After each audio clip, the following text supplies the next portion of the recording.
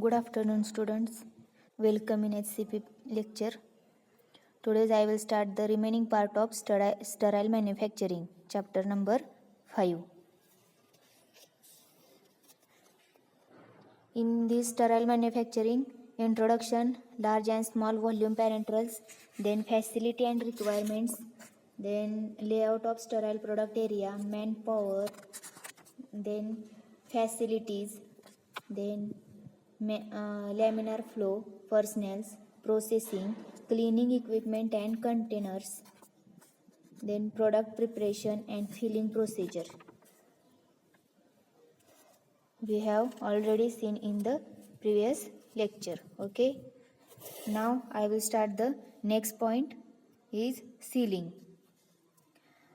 A container should be sealed in a aseptic area immediately adjacent to filling machine so as to retain their sterility, and sealing should be such that it is maintained till it is used. Then sealing of ampule. The ampule is sealed by bed seal or pull seal, and bed seal is also known as tip seal. Then first is tip seal. Tip seals are made by melting sufficient glass at the tip of the ampule's neck to bed of glass and thus close the opening. The tip seals are made by melting sufficient glass at tip of the ampule's neck to bed of glass and thus close the opening. Then next is pull seals. Pull seals are made by heating the neck rotating ampules below the tip, pulling up a small twisted capillary just before to melted and closed. Then sealing bottles, cartridge and vials. The large opening of bottles and vials make a contamination much easier than the ampules. The closure must fit the mouth of container snugly enough so that its elasticity will permit its adjustment to slight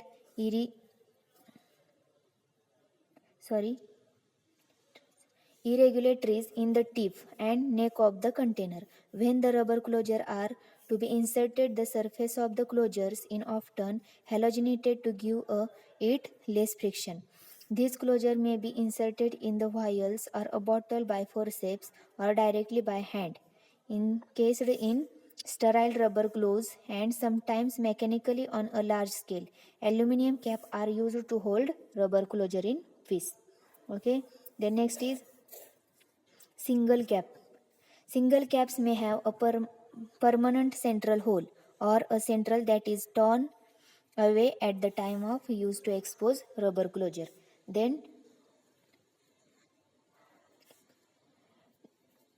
double aluminum caps. The double aluminum caps usually have a inner cap with permanent central hole which is exposed when the entire outer cap is turned off. Then triple aluminum caps. Triple aluminum caps are used for large bottles with rubber closures having permanent holes for attachment of administration sets. The inner cap with permanent center holes remains in place during use to secure the rubber closure. The tin disc is used in the conjunction with a rubber disc to seal the hole through the closure. Then outer cap holds the disc in place and is turned away at the time of use.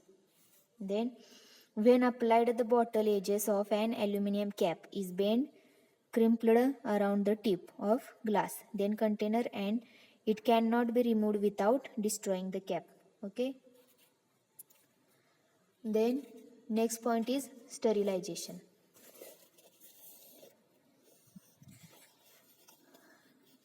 Parenteral products, with the exception of thermolabile substances, are commonly subjected to heat sterilization after filling or sealing in the final container, and these form the stage of terminal sterilization. Parenteral products, with the exception of thermolabile substance, are commonly subjected to heat sterilization after filling or sealing in the final container and form of a stage of terminal sterilization. Then it is the process of making the product totally free from the microbes or all form of the harmful life. Then thermolabile substances are sterilized by non-thermal processing like filtration through bacteria-proof filters. Then colloid suspension emulsion of thermolabile substances required sterilization of each component separately. Then radiation sterilization is also known as thermal method, useful for dry solid like penicillin, streptomycin, then polyvitamins, etc. Then gaseous sterilization is of limited use since gases do not penetrate glass containers. Dry heat may affect substances. It is also of limited value. The next is lyophilization. Lyophilization is the another approach to treat such solids. It is a freeze drying process. The preparation is frozen rapidly to an experimentally determined temperature. Then below it, vitiatic point. Then autoclaving. Autoclaving is the most widely used sterilization process for aqueous solution and substances which can be reached or penetrated by the steam. This method is not effective in case of anhydrous substances. Then condition for parenterals. First is all of them should be sterile. Then should be free from impurities. Then should be free from toxins, pyrogens, etc. Then should be isotonic and should match the specific gravity of the body fluids. Then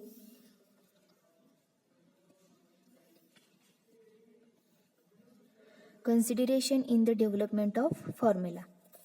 As a rule, the first and foremost consideration is that of sterility. Thereafter, other quality control criteria like pyrogenicity, then freedom from contaminants, both physical and chemical, etc., have to be considered. Then, in addition, the additives and the preservatives used also merit consideration. Some consideration is necessary for the stabilizers and buffer used. Then packaging is suitable container and the closure is used is also an area of active consideration. Then some of these factors have been discussed in detail in the following paragraph. Is vehicle. Parenterals are the either aqueous or oily solution generally. Most of them, however, have water for vehicle. Then the specially treated water called water for injection. Then is used for the injections. Then it should be free from ions and pyrogens. This water is prepared by distillation or by reverse osmosis. Then sterile water for injection is sterilized and packed in ampoules, okay, or suitable single dose container not exceeding 1000 ml capacity. Then sterile water for injection contain bacteriostatic agents. Then bacteriostatic water for injection is sterile water with a bacteriostatic agent. Beside water, certain co-solvents are used sometimes for stabilizing the drug. Then alcohol, glycerin, propylene glycol, then polyethylene glycol and dimethyl avatamides. Then sometimes when the drugs are poorly soluble in water, fixed oil are used as a base. They should satisfy the requirements of degree of saturation. Then saponification value, iodine number, free fatty acid and unsaponifiable matter. Then commonly used oily bases are peanut oil, then sesame oil, corn oil, cottonseed oil. Then these oil expressed as they are must be filtered to make them free from cellulose matter and bacteria. Oil used must be non-irritant to the living tissue. Then mineral oils therefore are generally provided for the parenterals since they are not metabolizable The major consideration in vehicle selections are solubility, stability, and safety. Then additives. Over and above the vehicles, the parenterals contain several additives and stabilizers. They are solute or highest purity. These solutes must be sterilized and pyrogen free. They must have solubilization desired in presence of the physical form of compounds. Then preservatives and stabilizers. This preserves the drugs and make the product stable. Then parentals in the solution form are vulnerable to degradation on account of oxidative and hydrolysis. Then these make it necessary to preserve them. Antioxidants are used to prevent oxidative degradation. When this is not possible, products are sealed in the inert atmosphere of nitrogen or CO2. Then hydrolysis can be prevented by pH adjustment. At times, using water as a vehicle is avoided, wholly or partly.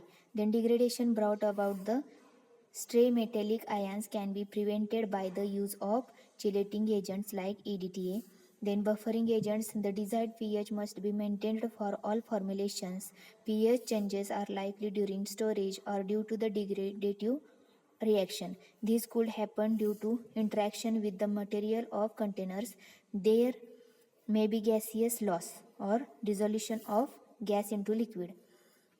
These problems are corrected by the use of buffering agent. The common agents are acetates, citrates, phosphates, and the as like.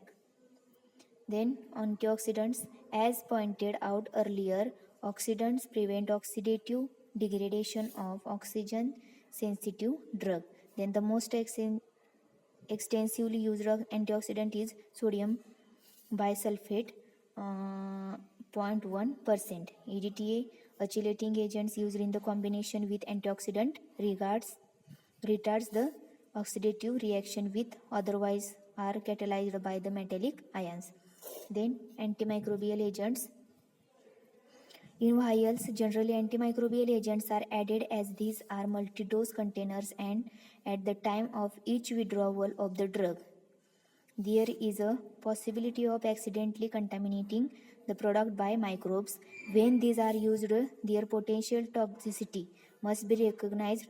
Commonly used antimicrobial agents are phenol or cresol, 0.5%, then cresol, chlorocresol, 0.21%, phenyl mercuric nitrate, 0.002%, then chlorbutanol, 0.5%, benzethonium chloride and benzalkonium chloride is 0.001%. Then tonicity contributors. Isotonicity with the blood serum and other fluid of the body is desired in case of some parenterals. The overall tonicity of the solution is computed either by computing molecular concentration or by estimating the freezing point of solution.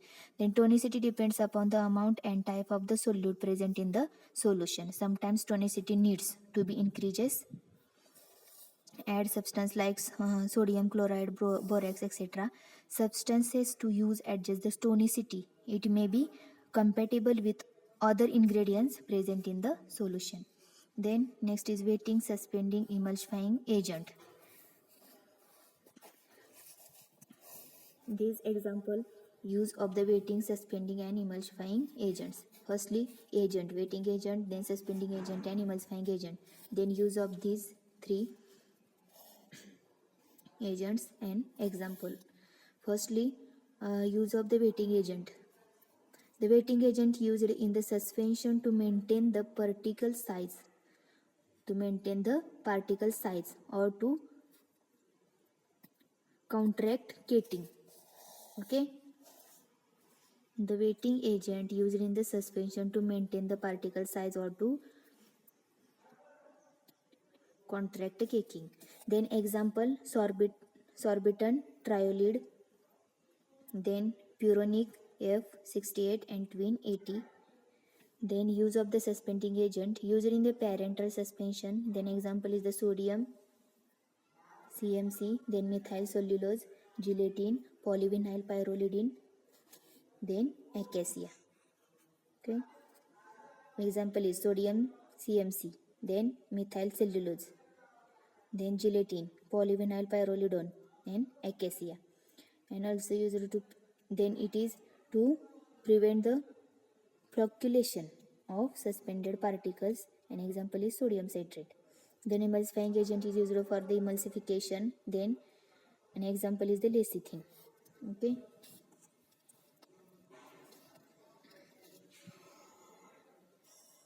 In this lecture we have seen the sealing, in sealing, tip seal, pull seal, sealing bottle, cartridge and vials. Then single caps, double aluminum caps, triple caps, aluminum caps. Then sterilization. In sterilization,